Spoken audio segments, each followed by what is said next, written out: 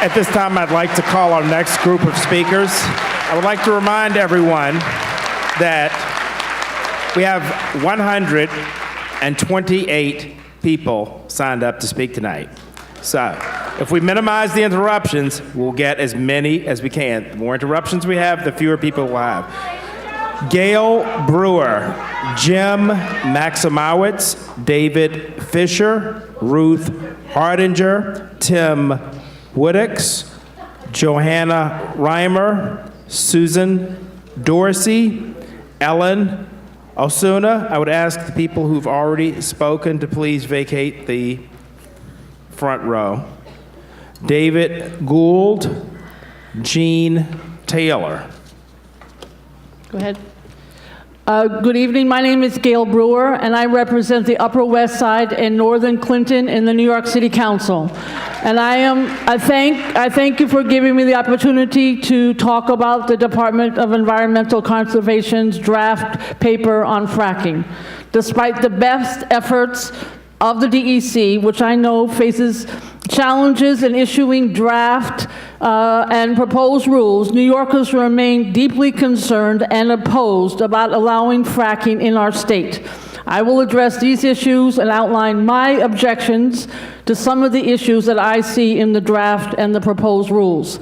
I do, however, want to thank the DEC for announcing today that the public comment period will be extended for an additional 30 days. Extra time to study the data, the technical assumptions, and conclusions behind the proposed rules is a wise decision and will benefit everyone. Our foremost priority, as you have heard today, must be the protection of the watersheds, providing drinking water to nearly 12 million residents of our city metropolitan area. There must be no risk to the state's drinking supply. Because the New York City watersheds provide clean, unfiltered water, special protections must be provided for them. The proposed 4,000-foot buffer is insufficient and subject to fatal exceptions. It applies only to high-volume hydraulic fracturing and allows for traditional vertical drilling or low-volume hydraulic fracking within the boundaries of the watersheds. A larger buffer must be created for these areas, and all drilling activity should be banned, not just high-volume fracturing. Another area of great concern, as you've heard, is the wastewater created by fracking. By the DEC's own admission, our state currently has no wastewater treatment plant capable of treating the wastewater created by fracking. And treatment plants in neighboring states have expressed concern about the ability to handle our waste. It is astonishing to me that the draft SGEIS does not require a plan for treating wastewater created by fracking. No drilling permit should be issued until and if a comprehensive plan is developed and reviewed. Aside from drilling, wastewater disposal presents the greatest threat posed by fracking.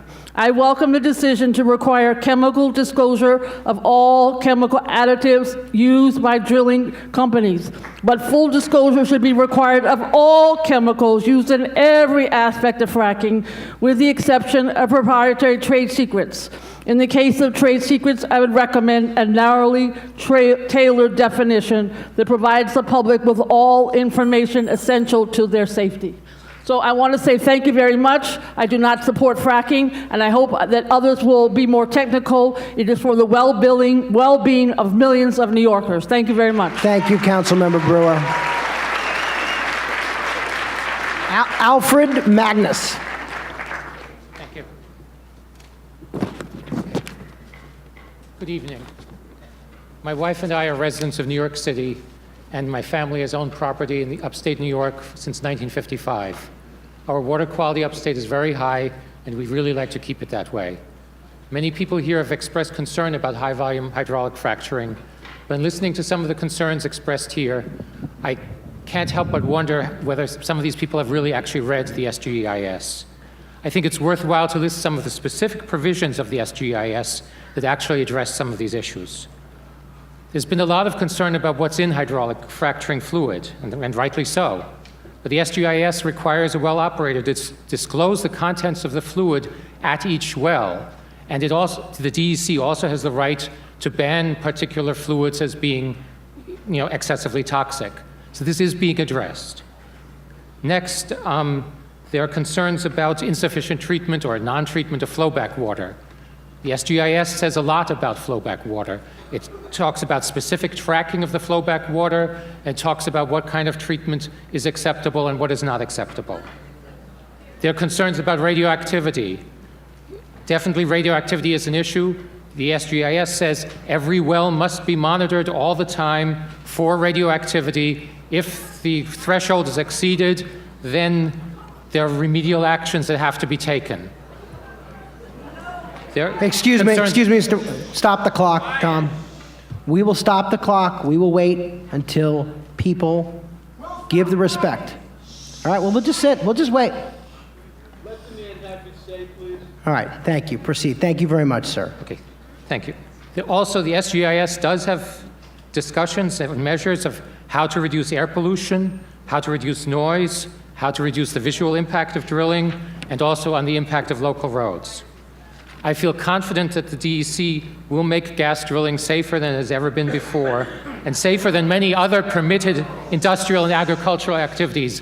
There are activities right now. Stop, Mr. Magnus. Stop. Again, stop the clock. Again, we'll just wait. They're acting like children. Okay, go ahead, sir. There are manufacturing and agricultural activities in upstate New York right now that do pollute the water, unfortunately, and I think the state can make gas drilling safer than those activities.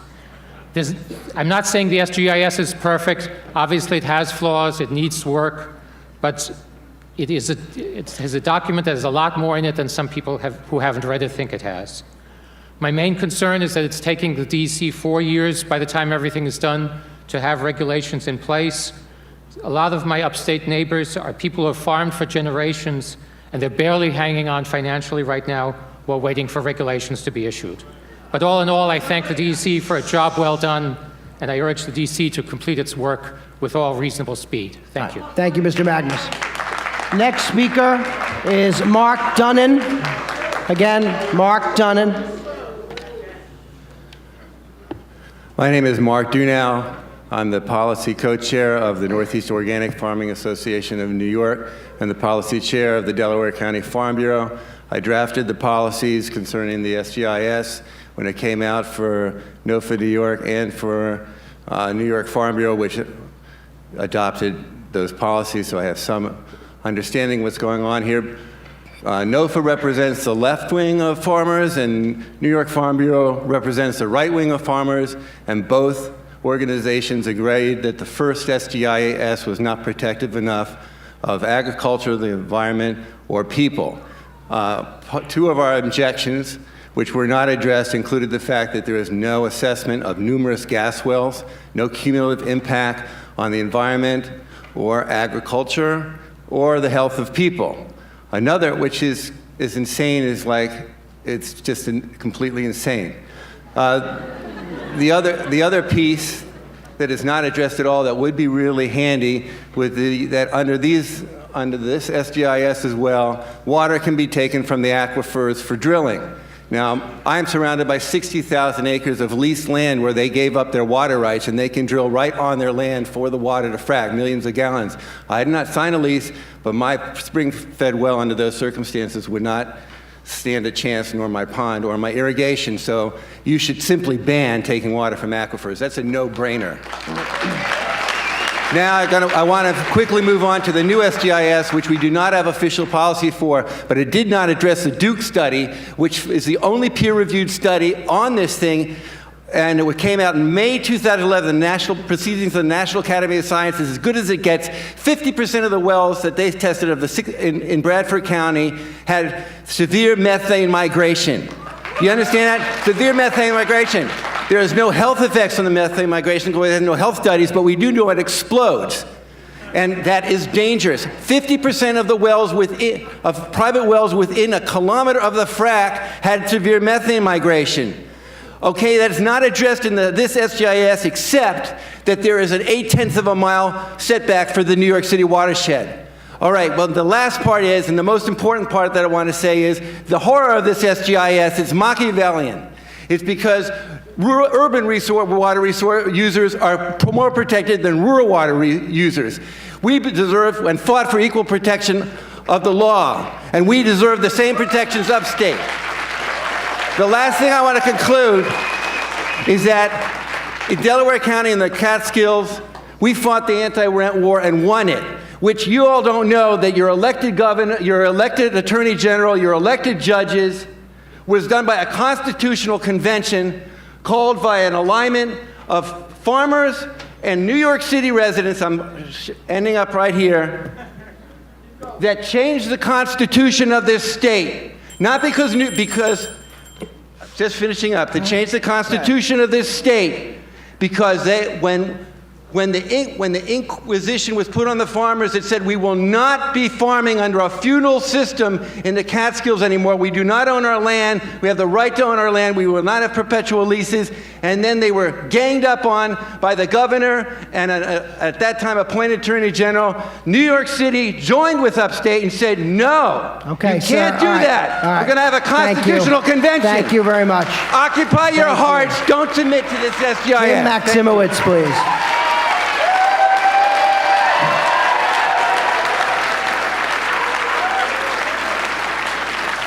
Before you go, again, you know, if you go over your 3 minutes, you know, as Mr. Evans said today, we have a lot of people who want to speak, and it's disrespectful because we have a lot of people who want to have their say who've submitted a card. So please, you know what, fine, you can shout me down, I'm just going to wait. Just be respectful when you're up at the microphone, that we have a lot of people who want to speak. Thank you. Hello, my name is Jim Maximovich, and I live in Greenpoint, Brooklyn, home of Newtown Creek and the Greenpoint oil spill. I'd like to thank the DEC for the opportunity to speak and address our concerns about natural gas drilling in New York State. I have 3 issues I'd like to address. Issue number 1, the draft SGEIS does not include sufficient study on the human health and safety impacts of hydraulic fracturing. Please make this your number 1 priority in revisiting the draft. There have been reports and testimony that show the potential for significant groundwater contamination that put humans and wildlife alike in direct contact with hazardous chemicals as a result of gas drilling operations. Before we make a huge mistake, let's get to the bottom of these issues for the sake of all New Yorkers, upstate and downstate. Issue number 2. There have been cries from the drilling supporters that 3 years is not enough, or is long enough, and they say that further delays will only cost jobs and money and scare away the gas companies. 3 years is not long enough to draft a responsible policy.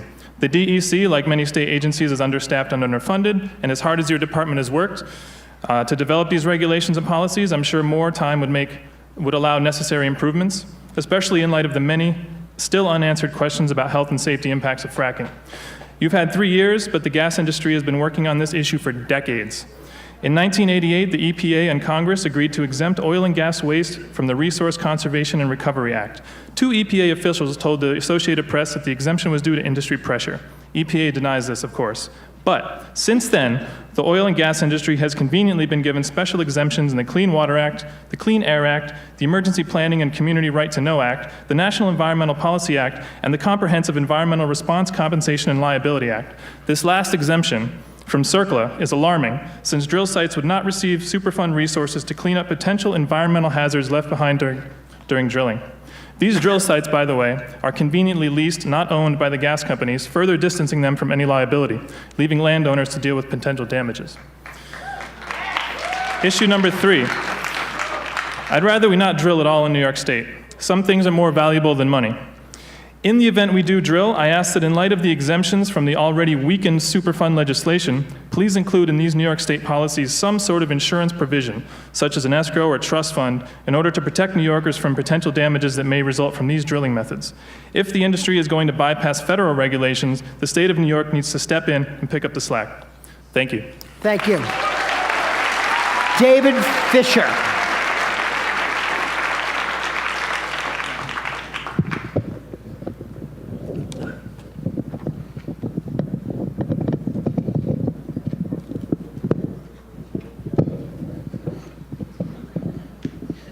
I'm sorry.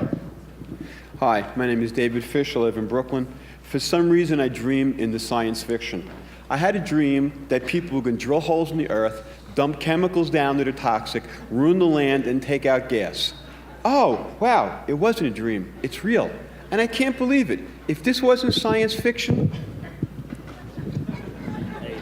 if this wasn't science fiction in my dream, like, I can't believe this is happening. I'll give you an extra few. We'll give you a little bit extra. I was watching it something on a slipped again. science show some time ago, and it was talking about a group of American natives in the southwest of the country. Climate change hadn't affected these people, but they couldn't figure out why they died out. They looked at everything, and they discovered in these people's pottery was high concentrations of lead. The next generations were retarded, unfortunately, and they died out.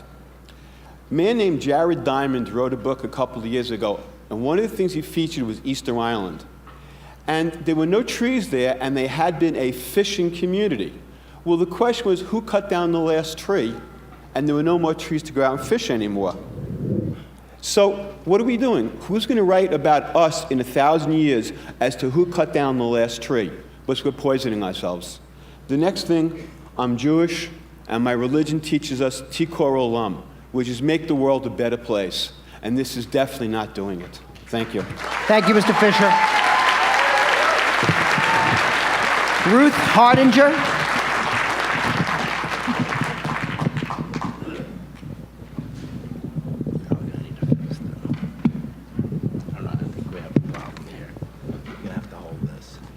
Hold it. Okay, thank you. Thank you. I am a New York resident, an artist, and a real estate broker. The draft SGEIS has too many flaws and it must be rejected. Ban fracking. The SGEIS does not address real estate values decline if fracking is permitted in New York State. Now, the vital second home market suffers because buyers are not likely to purchase in the exquisite landscape and recreation regions where drilling may occur and land, air, and water are contaminated. Depreciated real estate hurts owners with prices dropping 75%, and it will destabilize towns. Real estate values in New York City could be affected if fracking occurs around the Delaware Catskill watershed, which supplies about 90% of the New York City drinking water. Our city could be put out of business. Here's how. Under the current SGEIS, gas companies can drill 4,000 feet from the watershed boundaries and 1,000 feet from our tunnels. The SGEIS ignores underground migration of frac fluids and methane with no supporting data.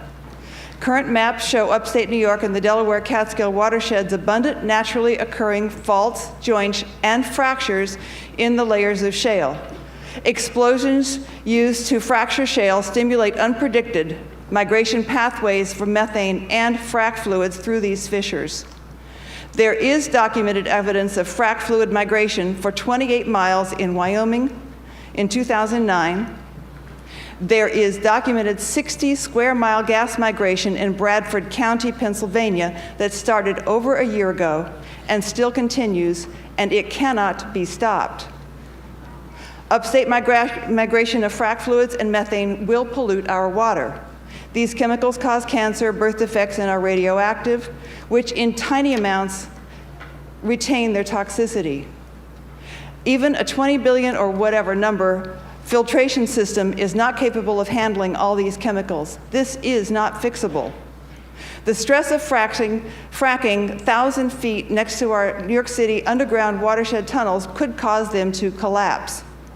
If that happens, New York City could lose substantial portions of its water overnight.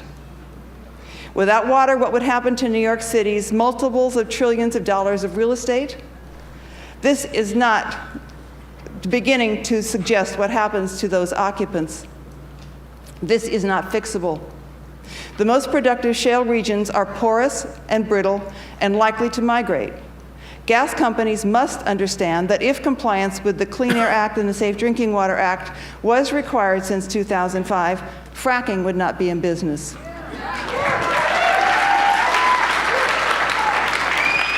Over time, fracking will pollute water, air, and land everywhere. New York City's fate is inextricably bound to a clean, frack-free upstate New York. Thank you. Thank you. Tim Woodcock. Oh, I couldn't say. Okay, sorry about that.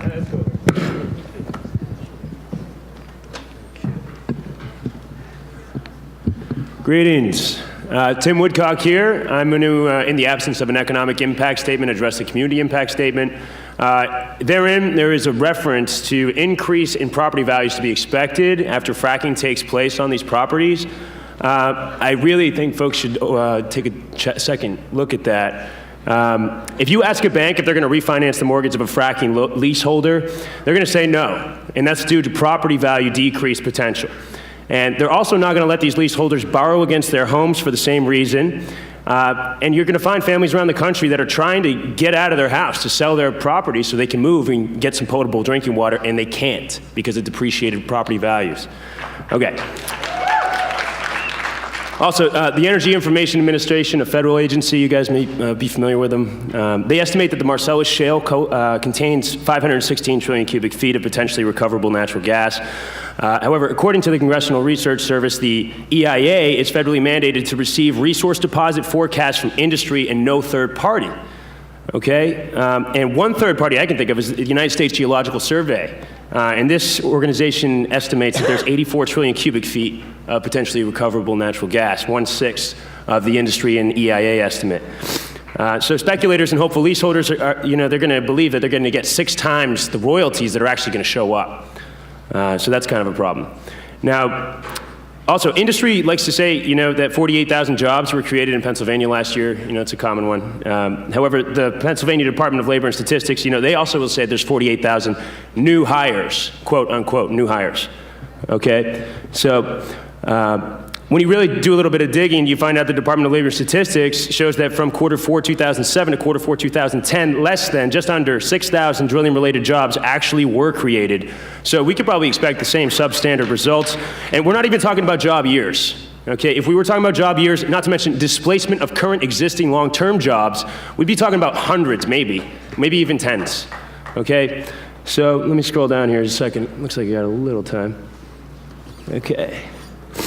So let's take, for example, Dimock. Everybody knows about Dimock, Pennsylvania. Cabot Oil and Gas. They irreversibly contaminated drinking water deposits for dozens of families, and for the past 3 years, they've been providing these families with somewhat clean drinking water. However, today, Pennsylvania DEP is relinquishing them of this duty while admitting that the water remains unpotable. Okay, they're no longer accountable to externalities of their own activities, right? So, we're finding strontium, barium, uranium, and a host of other chemicals in these folks' wells. And the economic impact of gas drilling on this community is crippling depression, a reversion to third world living standards, and a denial of access to clean drinking water, a fundamental human right.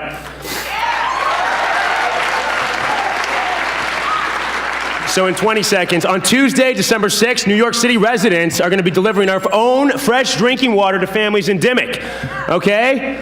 And I invite everybody in the Assembly, the DEC, and Governor Cuomo to join us. It's going to be great, all right? Thank you, Please Mr. help us, Woodcock. guys. Thank you. Thank you. Bye. Ban fracking. Johanna Reamer.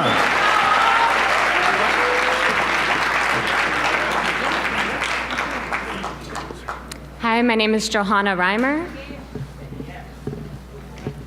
Sorry about that. That was kind of close. It has been my belief that the DEC exists to protect and enhance our water, our air, our safety, our environment, and our health.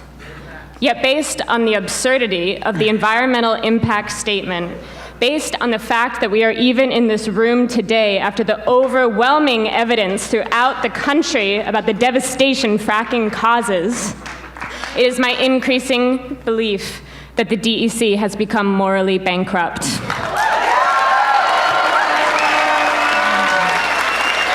If you allow fracking to occur in New York State, then you will have failed your own mission to protect us. You will be responsible for ruining the air we breathe, the water we depend on, the soil that grows our food and is home for all of us. I heard someone earlier today use the term economic wasteland referring to upstate New York. But is that really a good enough reason to create an environmental wasteland? They say we need jobs, and I think my generation understands this very, very well. So please create jobs that are aligned with your mission. The technology exists for renewable energy to create jobs that are sustainable solutions opposed to the environmentally destructive processes such as fracking. It is time you listen to the people and not the money. These hearings, everyone here who has gone to all of these hearings has proven the overwhelming support for a ban on fracking. And this is because we all know that this is a public health issue. It is also an environmental rights issue. It is a human rights issue. It is a water rights issue. Sorry, let's stop the clock. Please, again, let's quiet it down so everybody gets a chance to speak and be heard. Should I repeat that again? Yes, that it is please. a public health issue. It is also a human rights issue, an animal rights issue, a water rights issue, an environmental rights issue, and it goes on and on and on. It affects all of us. So to the DEC and to Governor Cuomo, it is not a matter of how to frack. It is a matter of banning this dangerous and inherently destructive process, fracking. If you allow fracking, I ask you, what will your excuse be to our children and future generations? Thank you. Thank you. Susan Dorsey.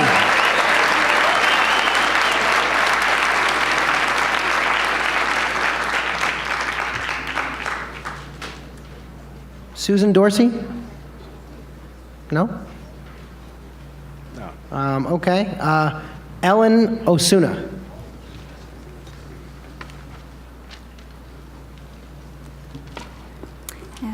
My name is Ellen Osuna. I live in Glen Oaks, Queens.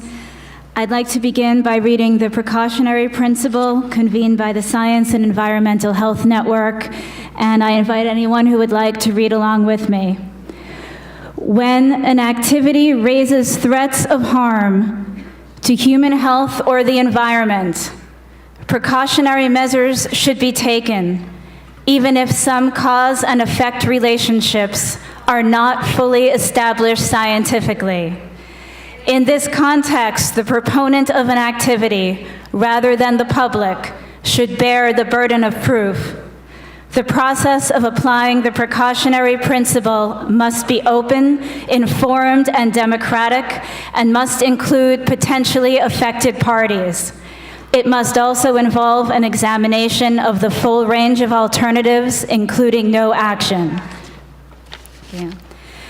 Now, that said, I believe that the cause and effect relationships are fully established scientifically. There is just so much science showing the detrimental health effects of chemicals used in fracking, including what is released from the shale itself. And tragically, there is hardly any attention to public health impacts in the SGEIS.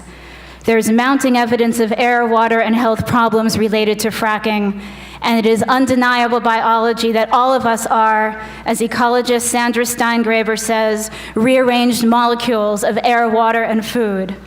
And still, the gas industry has the audacity to say there is no proof of contamination. So that is why I began with the precautionary principle. This industry will stretch, mutilate, and destroy truth the same as it mutilates the elements that comprise our bodies. They hide behind sweet-sounding names like American Clean Skies Foundation and Groundwater Protection Council. One of the many examples of the deceptive ways they speak is that out of the hundreds and hundreds of chemicals used in frac fluid, they speak of things like guar gum and citric acid. Energy in Depth says, the remaining materials, other than water and sand, are typically components found around the house. The most prominent of these, a substance known as guar gum, is an emulsifier more commonly found in ice cream. And one of the many examples of what the industry does not say, from Dr. Ronald Bishop, PhD in biochemistry at SUNY Oneonta, I encourage everyone in the DEC to read Dr. Bishop's studies.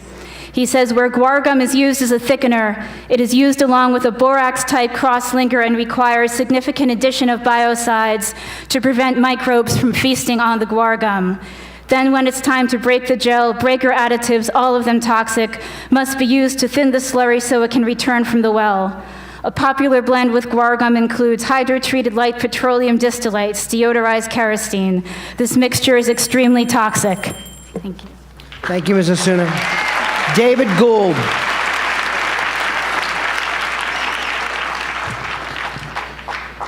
You know, one gets tired about hearing Cuomo and Martens and even John Bonasek talking about facts. So just wait for the facts, as if the DSGEIS is based on facts somehow. It's not based on facts. It's based on a lame series of political compromises. It's based on half-truths, omissions, and outright lies by industry. It's a really poor document. It contains very little, if any, original work. It contains no thorough work.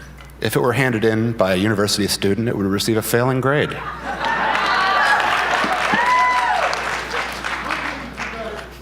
What else can I say about this document? Well, I could really fill an hour. Let's focus on one point: waste management. Now, the governor wouldn't build a home without a commode which could handle his waste, and a septic system which could treat it, would he? Of course he wouldn't. But there is no infrastructure in New York to handle this waste. None whatsoever. There are no municipal treatment plants or any kind of water treatment plants that can process this waste. Look at the chemicals on TEDx.org, the Endocrine Disruption Exchange. Hundreds of chemicals listed there. How do you propose to treat them? No, really, how? Come on, tell me, DSGIS. Tell me. I know they're trying to pump it all into the Niagara region for a Love Canal 2020. And I know they want to pump it into Bayside, but Bayside's saying no. So where does it go? Oh, I don't know. Even Pennsylvania's saying it can't go into the treatment plants any longer. Oh, I know where some of the waste product is going. Pennsylvania waste is already ending up in New York. With your permission, DEC, with your permission. Radioactive waste being brought to Chemung County. You deem it beneficial use. Some of this salt is ending up on the roads of Chenango County. Do the poor residents there even know about this? Do they know what's in their road salt under the auspices of de-icing for the winter? I suspect they don't. This is all under your permission and your oversight. You're already accepting Pennsylvania waste. It's not exactly economic to truck it all the way to eastern Ohio, is it? All right, in the seconds remaining, now I have to get a little personal. If not now, then when? First of all, fire Bradfield, head of your Mineral Resources Division. Fire him. He's a career bureaucrat who doesn't even answer his own emails. He's wined and dined by industry constantly. Secondly, I understand why Martens is going along with this. He knows that if he doesn't, Cuomo will fire him. Isn't that right, Mr. Russo? Cuomo rules with an iron fist. It's his way or the highway. Thirdly, I also understand why Cuomo is doing this. He has presidential aspirations, and he knows that down the road it's very unlikely he'll get elected without Exxon on his side. But it's okay, Exxon has an out. No, really, they can back out of their XTO acquisition if the environmental regulations prove too costly. Maybe that's the route. Then everybody can save face, Cuomo can continue, and Exxon can get its money back. Thank you very much.